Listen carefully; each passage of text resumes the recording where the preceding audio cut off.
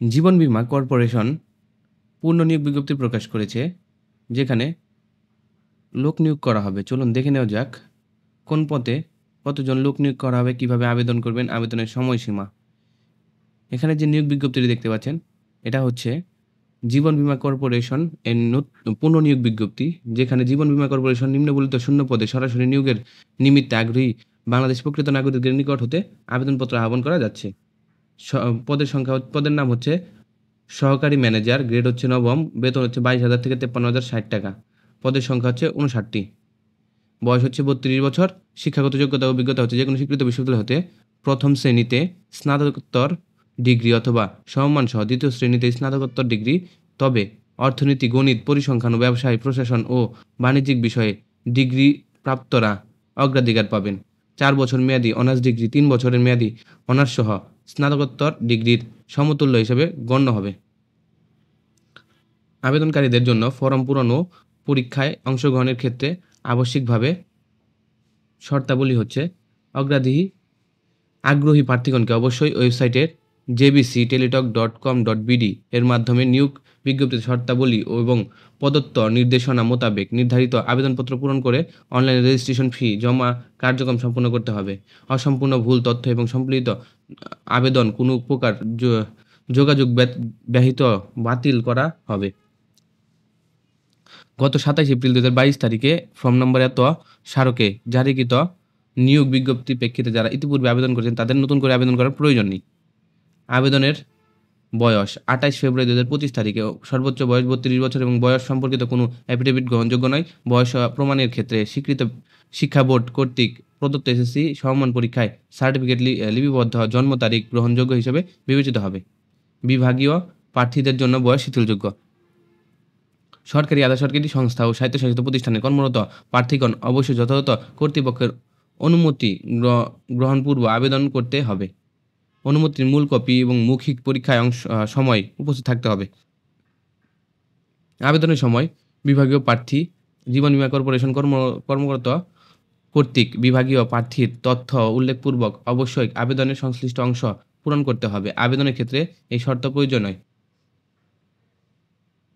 আবেদন সময়সীমা। আবেদনপত্র পূরণ ও পরীক্ষার ফি জমাদান শুরুর তারিখ সময় হচ্ছে 17/2/2025 তারিখ সকাল 10 ঘটিকা থেকে। আবেদন পূরণ ও পরীক্ষার ফি আবেদনের শেষ তারিখ সময় হচ্ছে 18/3/2025 বিকাল 5 ঘটিকা পর্যন্ত। নির্ধারিত সময়সীমার মধ্যে সরকারি ছুটির দিন সহ 24 ঘন্টা অনলাইন আবেদন ফি জমা দেওয়া যাবে।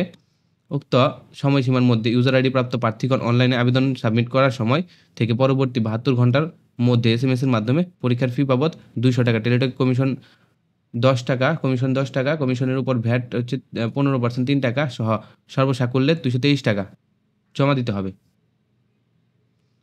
এসএমএস প্রেরণের নিয়মাবলী ও পরীক্ষার ফি প্রদান। অনলাইনে আবেদন অ্যাপ্লিকেশন ফর্ম যথাযথ পূরণ করে নির্দেশনা মোতাবেক সম্প্রতি 2 মাসের মধ্যে তোলা ছবি 300x300 পিক্সেল সর্বোচ্চ 100 কেবি এবং স্বাক্ষর হচ্ছে সর্বোচ্চ 60 কেবি আবেদন সাবমিট করতে সম্পন্ন করে কম্পিউটার স্ক্রিনে ছবি সহ অ্যাপ্লিকেশন প্রিভিউ দেখা যাবে।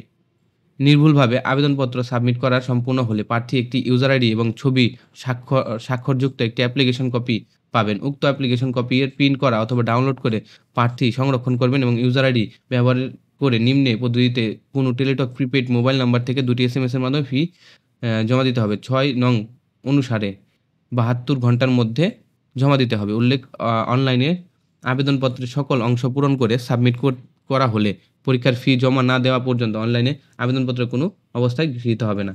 অনলাইন আবেদনপত্রের ফি জমা দেওয়ার জন্য JBC space user ID space send করতে হবে 160 পোল্টো নাম্বারে। ফিরতি এসএমএস আপনার একটা পিন পাবেন, পিনটা আবার আরেকটা এসএমএস পাঠাতে হবে। JBC space ES space PIN number লিখে সেন্ড করতে হবে 160 পোল্টো নাম্বারে।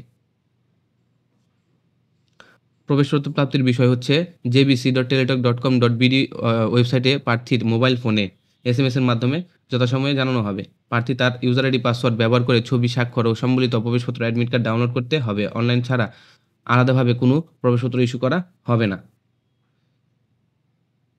এসএমএস এ প্রেরিত ইউজার আইডি পাসওয়ার্ড ব্যবহার করে পরবর্তী রোল নাম্বার, পদের নাম, ছবি, পরীক্ষার তারিখ, সময়, স্থান, নাম ইত্যাদি তথ্য সম্বলিত প্রবেশপত্র প্রার্থীর কালার প্রিন্ট করে নিতে হবে। প্রার্থীকে এই প্রবেশপত্র লিখিত মৌখিক পরীক্ষার সময় অবশ্যই প্রদর্শন করতে হবে। টেলিটক প্রিপেড মোবাইল ফোন থেকে প্রার্থীগণ নিম্ন এসএমএস পদ্ধতি অনুসরণ করে ইউজার আইডি পাসওয়ার্ড পুনরুদ্ধার করতে পারবে। জেবিসি স্পেস হেল্প লিখে ইউজার আইডি লিখে পাঠিয়ে দিতে হবে 160 নাম্বার। জেবিসি পরীক্ষা 2025 অনলাইনে আবেদন পূরণের SMS এর মাধ্যমে পরীক্ষার ফি প্রদানের নিম্নাবলী এবং অন্যান্য প্রয়োজনীয় তথ্যাবলী আবেদনের সংশ্লিষ্ট ওয়েবসাইটে jbc.teletalk.com.bd ওয়েবসাইটে কর্পোরেট নিজস্ব ওয়েবসাইট হচ্ছে jbc.gov.bd পাওয়া যাবে।